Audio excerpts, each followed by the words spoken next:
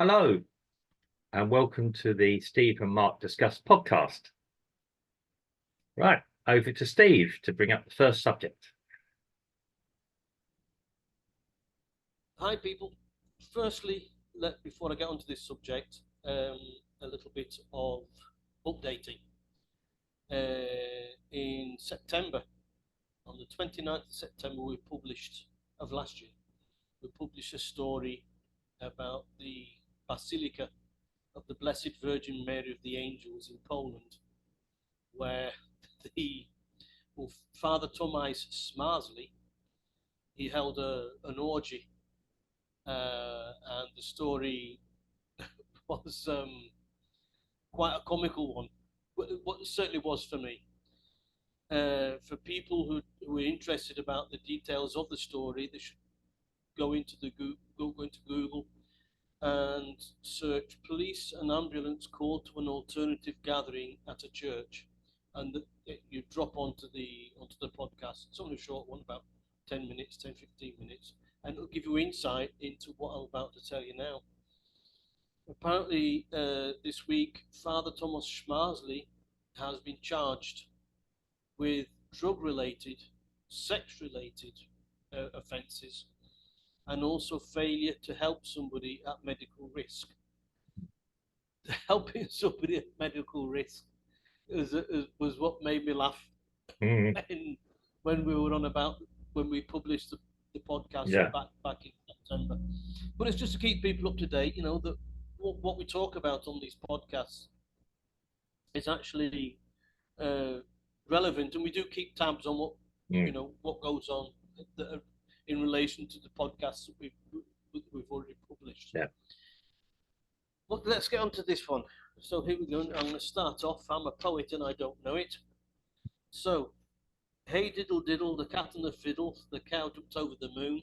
The little dog laughed because he wouldn't get eaten with chopsticks, nor fork, nor a spoon. Okay. This is a story coming out of South Korea by way of Bloomberg, who first published the article, where the South Korean Parliament recently voted to ban the eating of dog meat. In South Korea, they have festivals of dog meat where dogs are trussed up and burnt alive and boiled alive because of the tastier, because of the adrenaline that goes through the muscles, and because of the pain, suffering. Yeah. So quite a lot of the dogs looks like they've been born with two tails. They're wagging them so much. Yeah. But hold on there, our pooch friends, because as always in these things with the government, they're going to be phased out and not necessarily an abrupt ban. So in 2027, just as EV cars are coming into the UK, dog meat eating in South Korea is going to be banned. Okay. President Yoon Suk Yeol and the First Lady Kim Kyon Hee, she owns 6 dogs and 8 cats. So I imagine when they go to bed at night, it gets rather crowded on there. They need to get a super sized bed just for them.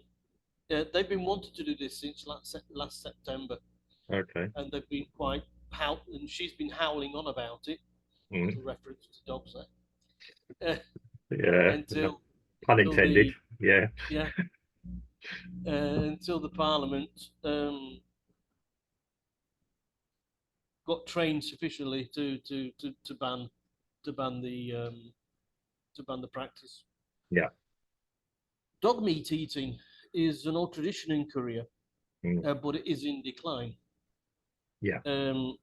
Half the farms have closed down. But roughly, there you go. Roughly, yeah. 1 million dogs are culled each year. down boy from its height.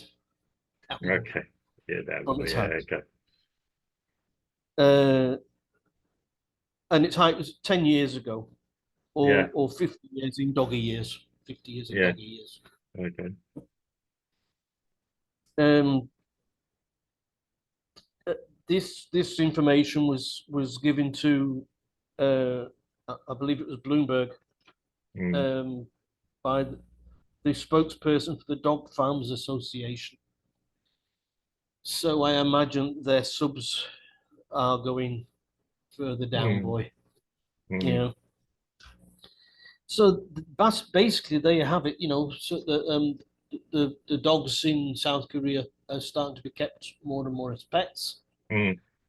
which is, I imagine, in many households is running a fine line when it comes Yeah, to the time of the festivals. yeah, And yeah. you never know if somebody's going to have a chat, if you're going to have a barbecue in the Mm, back garden yeah. Great. with the pet. Granny, have you seen my dog? Oh, yeah, okay. He's gone to that farm. He's gone to that farm. Yeah, But, yeah. but I imagine who's going to um, benefit from this. People like Pedigree Chum and Mm, Winalot, mm, the dog biscuit manufacturer, yeah. because there could be more dogs eating the products, Well, probably. and I less mean, people eating the dogs. yeah. I mean, this raises a couple of interesting. I saw this, funny enough, on local Brazilian news yesterday. Yeah, I was watching it, and they're interviewing people in South Korea. Obviously local. Um, yeah, I mean, there was a nice footage of the Prime Minister and his first President, First Lady, with their dogs and animals. Yeah, very happy couple in a nice apartment, wherever they live. Um, yeah, I mean, it's very, very strange when we do this. I mean, yeah, I like dogs. Yeah, my family have dogs, had dogs as well. I grew up around dogs, sort of. And um, yeah, and his best friend did, etc. It's very, very strange when we're talking about um eating animals and meat. Yeah. I mean, I'm not a vegetarian, I'm a meat eater, as it were. Um, with animals, okay. Now I saw the interviews that they were doing on the streets in South Korea yesterday, and obviously the younger people are not eating the meat. They're more, I suppose, aware of a culture that's outside North Korea. And probably I think the president about my age and his first lady possibly about my age looking at them. I haven't done that research. Um, so yeah, the younger people don't like the eating of probably lots of different animals. Um, Evidently, the older people still can't see much wrong with it. Yes, so we're talking about cultural changes, differences. You, So yeah, you always should respect the culture of other nations. yeah, um, yeah. I mean, You can't you can't it is a expect another nation to move their culture to our yeah. culture. I mean, it is the cruelty of it that affects me more than I wouldn't say more than the eating of the of the animal. Um, we have strict laws in the UK. I think there's very strict laws in Brazil, or reasonably strict laws in Brazil, about how farm animals are kept and disposed of. Yeah, I've seen animals killed literally in butcher shops in Brazil. I just went in one day and with the chicken upside down in the funnel and yeah, having its throat cut. Didn't really affect me because my grandfather worked in a butcher shop. And as a young person, I was in there around meats and all that, and I was well aware where meat came from a very early age.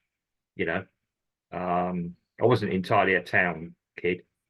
I lived in the countryside and things, but yeah, from a young age, we were taught, this cow is grown, and um, yeah, I've always it gives you your beef, the chickens. Yeah, we were talking about the chickens and things. What animals is it acceptable to eat? Which is again, I'm not going on a vegetarian stroke vegan crusade here. We're deciding which animals are right to eat, and again, this is cultural. many years in Brazil. They used to eat donkey. They no longer eat donkey. They still do. Oh no, yes they do. Well, they're not meant to. I believe it was made illegal. You might be able Well, to correct. I can tell you, yes, Yeah, it is. It may be illegal, but I can tell you yeah, that where I have the small farm in yeah, Limoeiro, yeah, there are clandestine yeah, abattoirs, which are normally out in the open, yeah, where they kill horses that I mm, know that are lame yeah, and donkeys. They mm, sell the horse meat as beef, yeah, and they sell the donkey meat, especially if it comes from a young donkey, yeah. as goat. Right. And Yeah, you know, yeah, you can't. The fact that something is, I'm sure that in South Korea in mm, 2027, when they ban this thing about yeah, the dogs, that you're still going to get in the yeah, countryside. You're still going to yeah, get illegal slaughtering of animals that just for like a festival or. yeah. I mean, I mean, As for the chickens in Paris, if you go to France, yeah, uh, the store holders are selling fresh chicken. So chicken, they're so fresh, they're still alive, and yeah, they'll cut the throats or break mm, the necks for you mm, once you buy the chicken. yeah, And also in some places, fish, yeah, where you choose your fish, and even in restaurants, fish. yeah, You know, so yeah, it's rife everywhere. yeah. I mean, it's what we consider acceptable. Yeah, a lot of us are. I mean, okay, I don't agree with the eating of dogs or cats. Um, my family used to eat rabbits until we started to keep them as pets, and then somehow it didn't seem appropriate to do that. Um, Yeah, I mean, yeah. One day I was in a in a restaurant here, a body restaurant, eating yeah, eating goat meat in the field next to us. There's a goat standing looking. It kind of Mhm. made me feel just a little bit guilty or a little bit. Yeah, was that what happened to Uncle George? Yeah, yeah. I mean, yeah. We got to decide: is it appropriate? I know there is a move globally to stop us eating meat totally. Um, which we need protein. It's like the other day, we haven't been having so much meat, and I just needed my wife had to prepare some meat the other day because I needed some protein. So did she. So did family. Yeah. So when you do cut it out of your diet, yeah, okay, meat generally. Now getting back to South Korea, yes, they're going to phase it out. The older generation are going to disappear or accept that they can no longer do what they're doing. Okay, other operations aside. Um, the younger people, if they eat meat, and yeah, now, yeah, not going to eat dog meat. They might still eat beef or other products. Again, it's the sanitization. We're away from these animals. Not many of us have cows as pets. Not many of us have chickens, for example. When my mother was a child, her father used to breed chickens to eat. It's a really funny story, this is. And of course, yeah, they used to do it themselves in the back garden. You know, it was not uncommon. And he actually hung, he killed it, well, basically cut the throat of this chicken, hung him upside down, blood drain out, obviously, right by the drain, which was okay. But this drain also had a waste pipe from the kitchen sink. Yeah. Now, what happened is hanging this down like this, and then my grandmother poured some water away, it came down the open pipe onto that, and it woke the nerves up in the chicken. Yeah, the chicken, and that there was this chicken running around the garden with its head hanging off like that because the nervous system had been excited. Apparently it's quite a funny sight. My mother described it. So yeah, she grew up around it. She never farmed.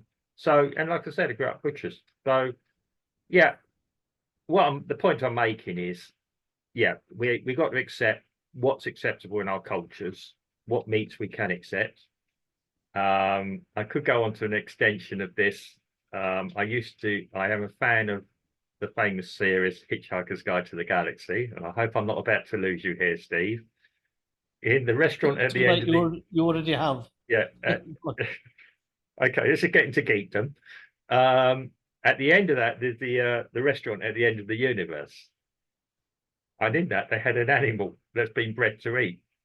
And it comes in and it's pulled in the table next to the guests. And you've got the Arthur Dent, who's like the Earth character, who's a bit confused, out of his depth, traveling around space. Yeah, as imagine you would be.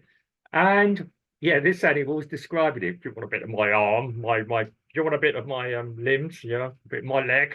You know, I'm very good on the rump. I've been working out, sort of thing. You know, yeah, describing it. You know, because they actually bred an animal that was actually wanted to be eaten to ease the conscience. So yeah, so I think that's a rather interesting analogy.